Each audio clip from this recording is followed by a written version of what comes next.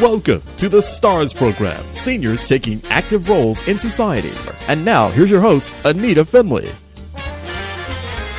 So this is a very special show. Of course, you're listening to the Boomer Time Show. I'm Anita Finley, and we've had Dr. Larry Lampert on before. You know him for doing very unusual things to help people's vision, much more than an optometrist would do. He has invented some spectacular ways to help people see better. In fact, Joe, my husband, and I are both doing this with him. We wear these crazy glasses, and Larry can tell us what that's doing. But what's making it special today is he brought his father, SAUL, with him. And this isn't just bringing his father because he was sitting in the car. It's because his father has a great history of doing an awful lot of things, not only with Larry, but without Larry. And so first we're going to talk a little bit about Larry and what you've been doing lately, and then we'll talk a little bit about your father, who is actually an optician, and you are an optometrist. And then we'll get into Saul's background into the music world. So we got a lot to talk about, but we're going to do this over an hour, so we should be fine. Okay, Dr. Larry Lampert. So what are you doing to Bill's and my eyes? Tell everybody that first. Well, first to understand that the work I do is called functional vision care, and it's different than routine eye exams where they just look at the eyeballs and organ, make you see letters on a chart with a pair of glasses, make sure you're healthy.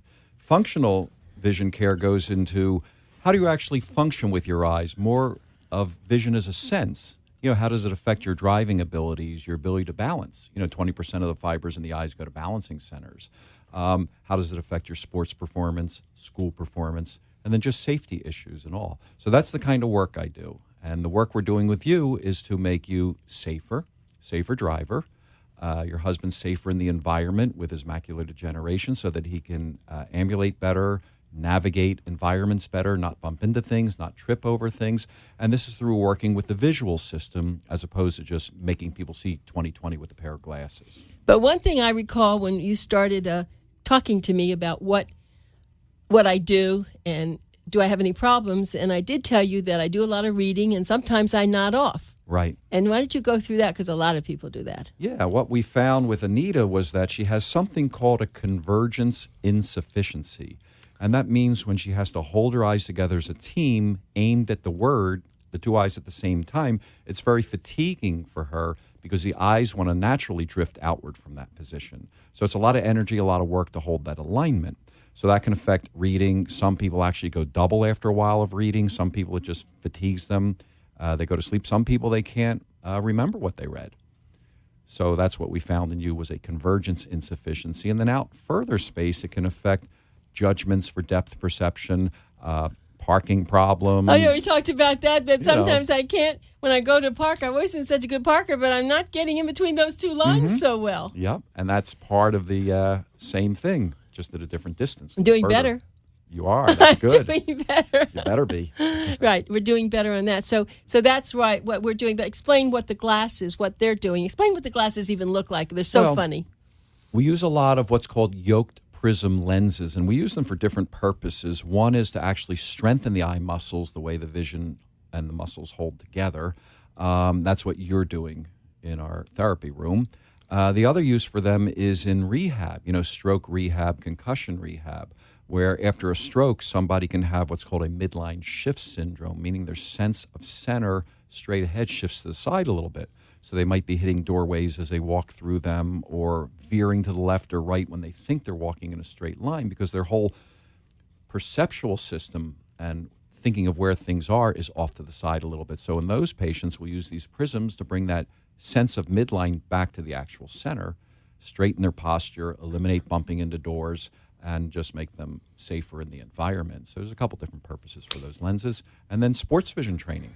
I've told you we work with the Minnesota Twins minor league system, the Cardinals, and we'll use these lenses to strengthen their eye muscles as well. And with the Twins minor league system, one team went up 34 points in team batting average, the other went up about 19 after using some of these systems plus the software that I developed where they do it on the road.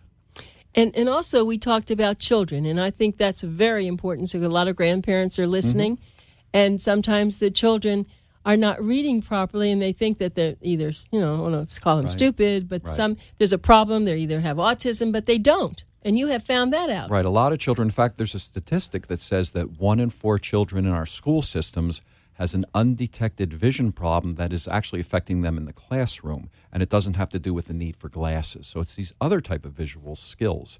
And the work I do will help these kids out a lot. So some of them are very smart kids, but they're just not achieving well when they have to read with their own eyes. The eyes don't navigate the print well. So they have trouble remembering what they read, actually physically reading. Number one thing that a parent will say is that they skip small words or substitute small words because the eyes are just jumping over them. And these kids get very frustrated. Their self-esteem goes down. And they're very smart kids. Some of these kids also will remember if something is read to them. They remember the story very well. But if they have to read it for themselves, they can't remember it because they're using so much effort just to navigate the print with their eyes that they can't absorb anything they're reading. And one thing that we have seen people years ago, I remember they look like, we call them, pardon the expression, cockeyed. Do they ever say that word anymore? Maybe I'm just old. But one eye would go in or go out. And you can help people like that because I met someone who actually is an author, and she comes to you, and she's in her 70s. Yes, and we do that non-surgically because what we've seen is that the reason the eyes are not aligning is because you have two visual systems. You know, you have the one that looks at letters on the chart, very small, about the size of a coffee can lid if you hold your hands at arm's distance. That's the center vision system, looking at letters on the chart. From there on out is peripheral vision. So peripheral is just not way off to the sides. It starts very close to center vision. That processing goes into the brain 25% faster than the part of the eye that reads the letters on the chart. 20% of it goes to balancing system. So that system also protects us in the environments. You know, how many times have you been driving, you see something out of the corner of your eye, and you react very quickly. And it also has to do with our balance and where we are and where things are in relationship to us. Like, say, you walk through a doorway, why don't we bang into the doorway? We're not looking at it, really scrutinizing it with the 20/20 part of the eye. It's more or less conscious that we get through the doorway guided by our side vision. So what happens in people with eye turns is that the center part of the right eye is not coordinating with the center part of the left eye. So instead, the center is wired to the side vision of the left eye. So the brain likes to use the center of one eye along with the side vision of the other instead of center with center, side with side. So in other words, someone might be like looking at something with their right eye but getting through doorways with their left, if that makes sense. Just amazing. So the therapies are geared towards reestablishing the brain wiring so that the center of the right eye is used with the center of the left eye, and the periphery of the right is then used with the periphery of the left. And this is why you'll hear about these individuals or children. By the time they're 22, they need 3 eye muscle surgeries. Why? Well, the eye looked straight a little bit, and then it went back or it went the other way because nothing was ever done therapeutically to make the brain want to work with the eyes straight. So the eye will go back out of position again. And so that's why as you're listening, I want to give you a phone number that you absolutely have to call if it seems like any of these problems are yours. Please call Dr. Larry Lampert at let's see. I'm not giving your cell number. Let's see. Give me what your regular number is, Larry, because we don't. 561-479-1411. I've got that now. 561-479-1411, and he has a beautiful office on Yamato Road. And you can call Sharon, who is always so sweet, and she'll book you.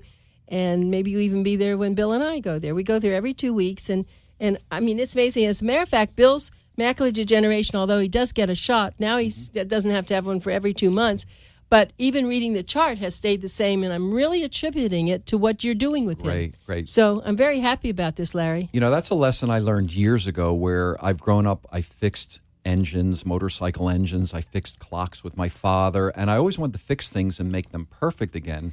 And I had a patient many years ago that after, a couple months of work with him, I felt like he hadn't improved.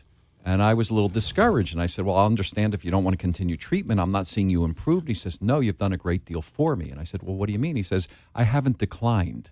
And up to this point, I was on the decline. So the work you're doing with me is holding me where I was at. And I never had thought about it that way before. It was always fix it. But sometimes to prevent decline is a great goal. That's as well. what the ophthalmologist always says. Bill, you're holding your own, and now you don't have to come as often. So Saul is sitting here, your father. You're pretty proud of that kid, aren't you? Oh, yeah. Been proud of him since he was born. So what was he like as a kid? He was a normal kid. He always liked to be with me. I liked to be with him. And like he said, we used to play with engines and clocks and anything with the hands. And we would just be busy. I remember he would put in a garbage disposal, and I would just be glued to watching how do you put into a garbage disposal. We did electrical work. We did, wall boarding. We put in floors, linoleum floors. We put in drop ceilings, ran electrical work.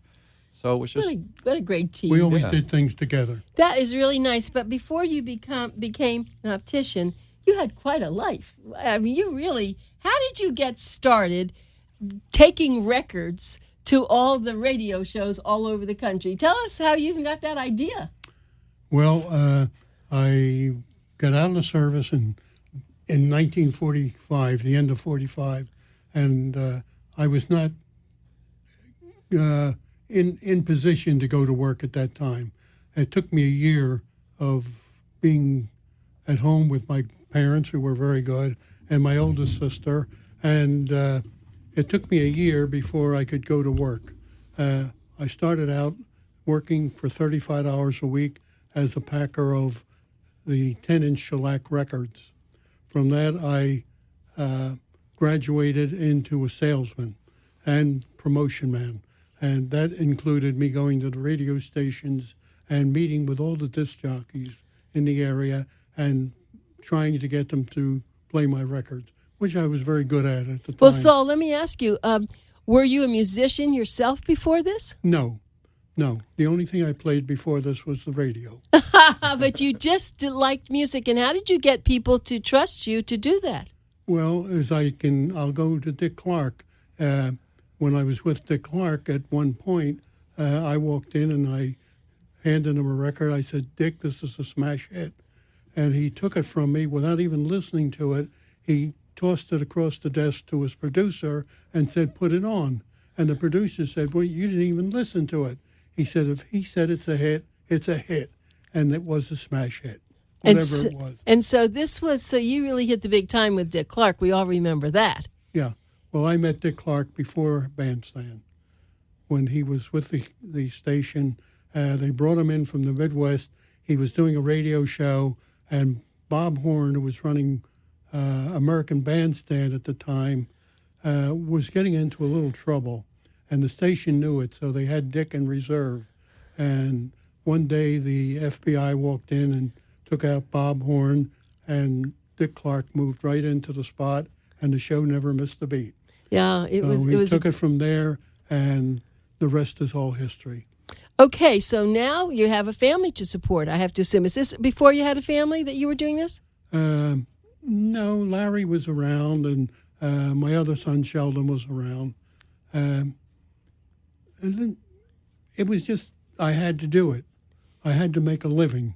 So. But did you go all around the country doing this, or just locally? No, I was in the Philadelphia area. That was the mainstay of making hits, that in New York.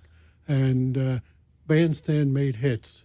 WIBG in Philadelphia made hits. They were my two main stations, and I was very close with all the disc jockeys and the managers of the stations because they believed me. I never gave them a hype on a record. And if I walked in and said it was good, it was good. If I said, "Here's your record, don't play it," they didn't play it. Okay, but wait, I have so many questions. I'm just going to keep you going. We'll come back to Larry later, but this is very exciting for me to think about you, and I can picture you going to all these radio stations, but you had to also have a relationship with the artists because they're the ones that wanted you to get them on the air.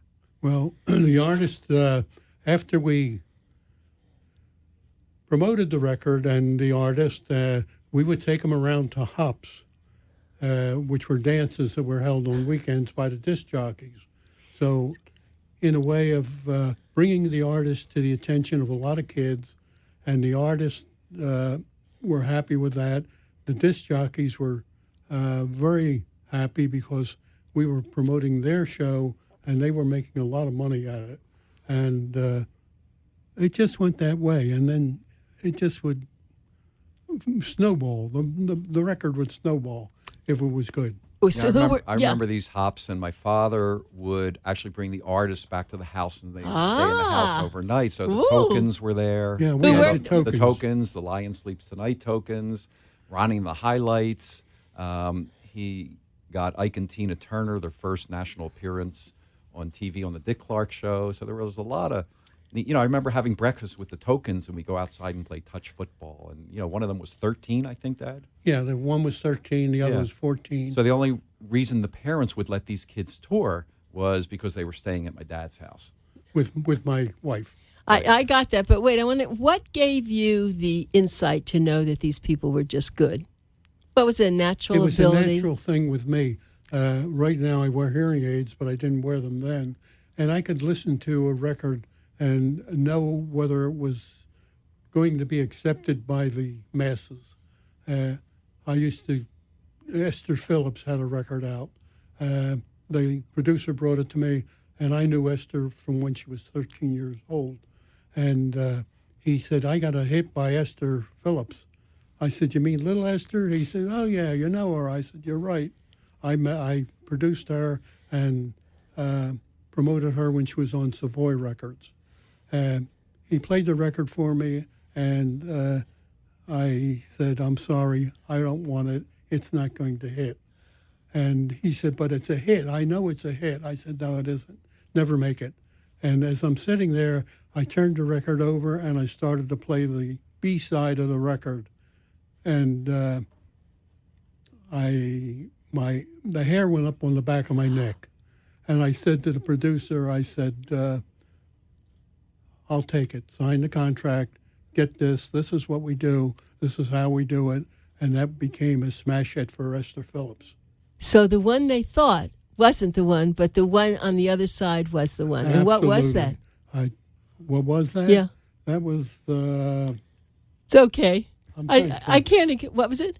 I'm trying to think. I'm 65 years away from that. That's why I love you so much being on here. This is the whole thing. As a gerontologist, I absolutely love to have people like Saul on the show, like your dad, because their history is going to be forgotten if they don't talk about it. Yep. And Saul, and you are really special. And we didn't even cover when you then went to war and you were on Iwo Jima. And I mean, how does your brain function with all that in it? I have a lot of memory in my brain. I have the best computer in the world up here. And I could sit, and Larry knows this, I could sit for hours and tell you the story of my life, which I am now recording, and I'm going to just put it in book form for myself and for my family. Good for you. Can I ask you how old you are? Pardon me? How young are you? I am 90 years old. I'll be 91 in September. Oh, and you're going strong. Have you read my book, Live to be 100 Plus? Yes, I did. Well, I mean, you're perfect for it. And I gave it to one of my friends. Good.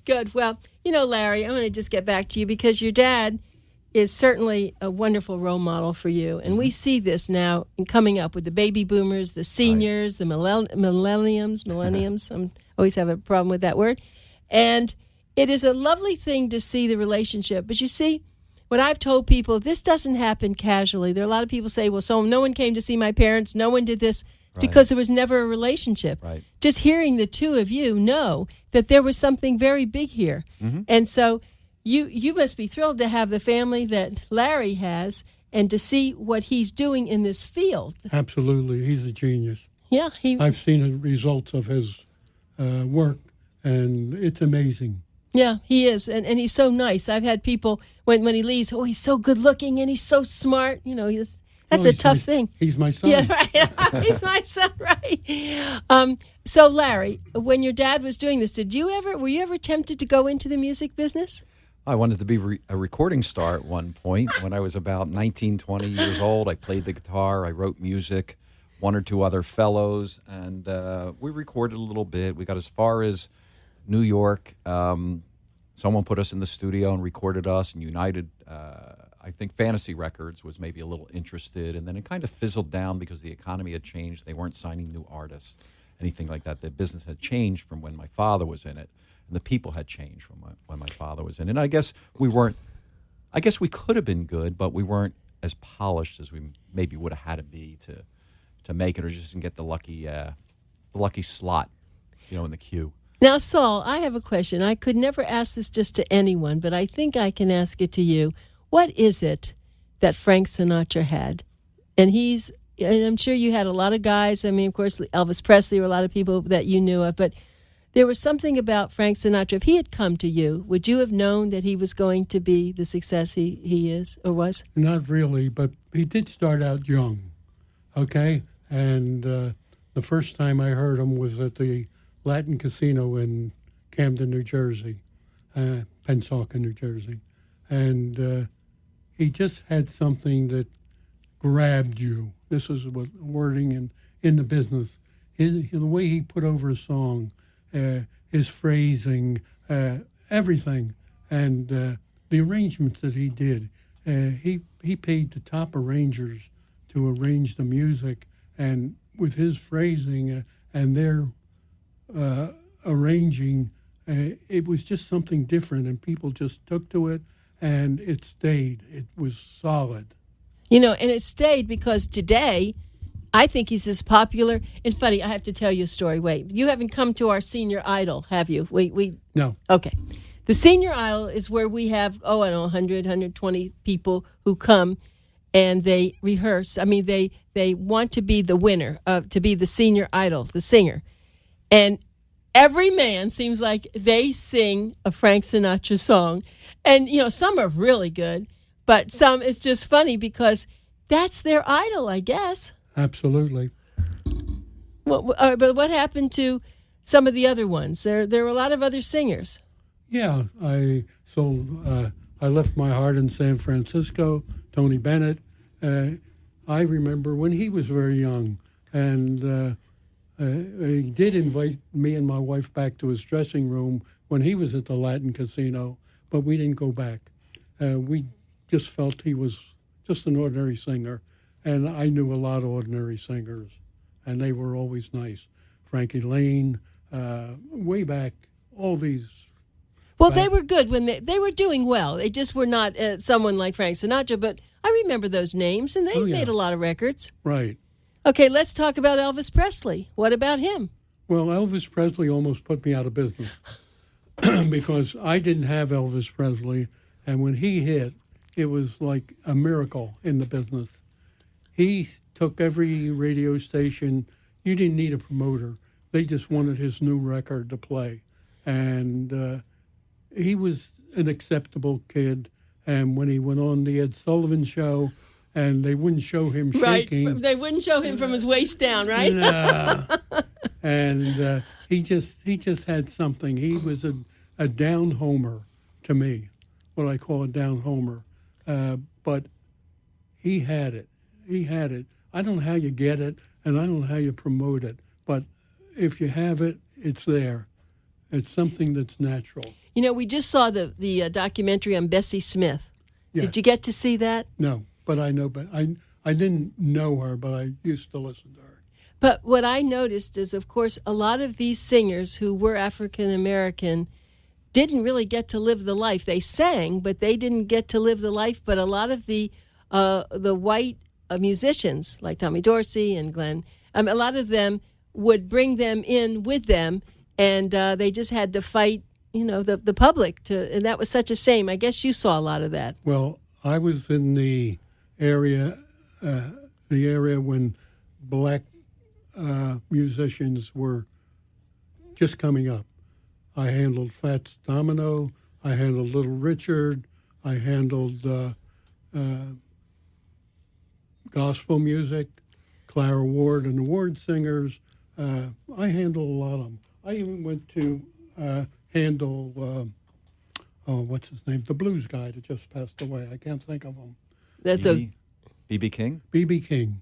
I had B.B. King, and I tried to promote him. But you just sold so many records. It was limited. And the people that owned the labels of the records were the biggest thieves in the world because they would never pay them the proper royalties. And they would just let them subside. The subsidies were low. And on Savoy Records, Herman Lubinsky, the owner of the label, he had all the black artists at the time, and they were poor. He didn't pay them diddly, but that's the way it was. His grandson now, T.J. Lubinsky, runs all the shows on PBS. Glad to hear it. And so your history is really amazing. And I know that, of course, your son, Larry, is always talking about you, and he is so proud of what you've done, but we're also proud of what he's done, too. Absolutely. And the thing that I thought we'd just take a minute or so, when this all kind of fizzled out, you then decided you had to have a different kind of a profession. What made you want to become an optician? I got notice from my wife. She didn't like my traveling around. And I happened to be married to one of the smartest persons I ever met, okay? And she would sit and talk. We never had an argument. We would just sit and talk, and she would win. And I was in New York, and I was in New York 3 days a week, and I would come home for the rest of the week. And she didn't like it, so I decided to settle down to Philadelphia. So I knew a little bit about optics from playing around with other things, Larry, other people, and other optometrists. And I opened up a shop in Philadelphia and became an optician. From there, from one little shop, I grew into 3 optical boutiques and hearing aids. We put that in with it. So we had optical and hearing aids. I was the largest. I sold more $1,000 frames in 1980 than were purchased in the whole Delaware Valley at the time. And I was written up in all the trade magazines, and it was amazing. But I had a motto. When I made a pair of glasses and put them on a person, and they thanked me and I thanked them, and I said, remember, every time you get a comment on these glasses, you bought them from SAUL Lampert. And that was the best advertisement I could have. He's a promoter from the very get-go, isn't he? And always. Let's move all the way back to the war. World War II comes. And did you enlist? I had a draft number, but I went ahead of my turn because I wanted to be in the Air Corps at the time. And I knew the fellow in our neighborhood that handled the board. And he said they would request certain people for certain divisions in the service. And he said he would call me when they were calling for Air Corps. And he called me. I went in the Air Corps. I spent 6 weeks in Atlantic City, living in the Traymore Hotel and walking on the boardwalk. I didn't live in a room in the Traymore. I lived in the hallway, and we walked the boardwalk all day long. Then I went to Fort Monmouth, New Jersey. Then I went to Hawaii, and I went to Saipan, and I went to Iwo Jima. And they brought us in on the invasion of Iwo Jima to take the right flank of Suribachi, coming off of Suribachi. And we took that, and we had to have the airstrip ready for landing for airplanes electronically, because our general was flying his P-51 in from Saipan, and we had to give him a flare that we were there. And when we did, he saluted us by doing barrel rolls the whole length of the airstrip. So, but it was that Iwo Jima was very, very deadly. The Marines suffered something terrible, and they were the ones that invaded the island. They get all the credit for it, but they took an awful beating. Yep.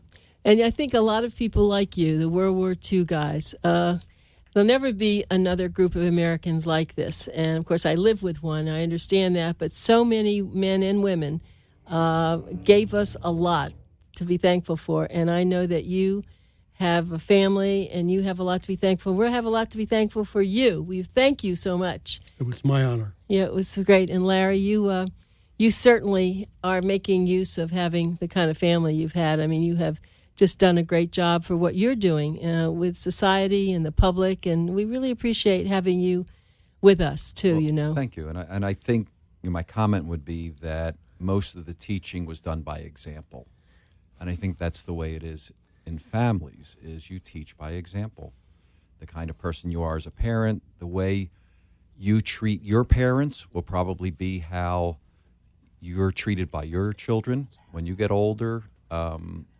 So I just believe in teaching by example. I mean, it irks me when I see someone driving with a 14-year-old sitting next to them and they're speeding and going through red lights. And I go, what are they setting the example for the child who's going to have a driver's license soon? That they should speed and go through red lights like their parent did? That's who sets the example. So in my family, it was just always a great example was set. And, we had our lessons and we had our punished for things and things we did bad, but basically I think it's the way we had a good family structure. I had 2 brothers, and the examples that were set is what created us to be who we are. And so Philadelphia was a very special place at that time. I don't know where Philadelphia is today. I mean, I know that it's around, but it was New York and Philadelphia, and probably then Atlantic City and New Jersey or something. Yeah. California really wasn't much of anything at that time, was it? No, except when Dick Clark went to California, he moved his show to California, and he invited me to go with him. He offered me a position, which I refused because I wanted to stay in Philadelphia.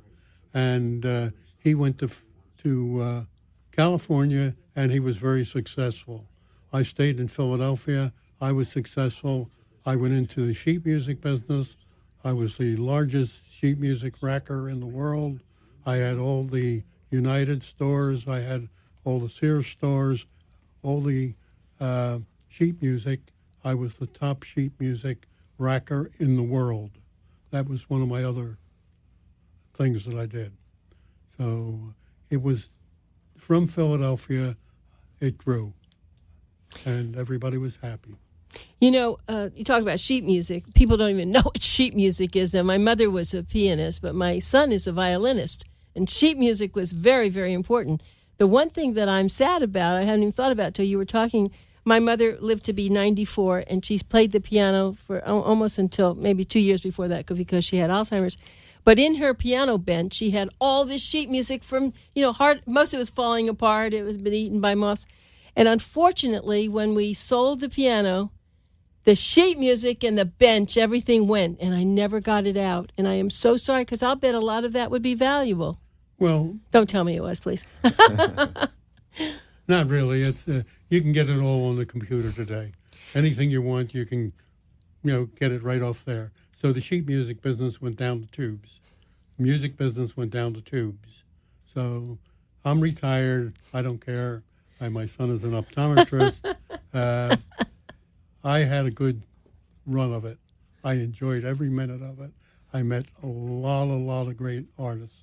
I met a lot of great people, and they met me. And we were very congenial. We had everything. Everything was good.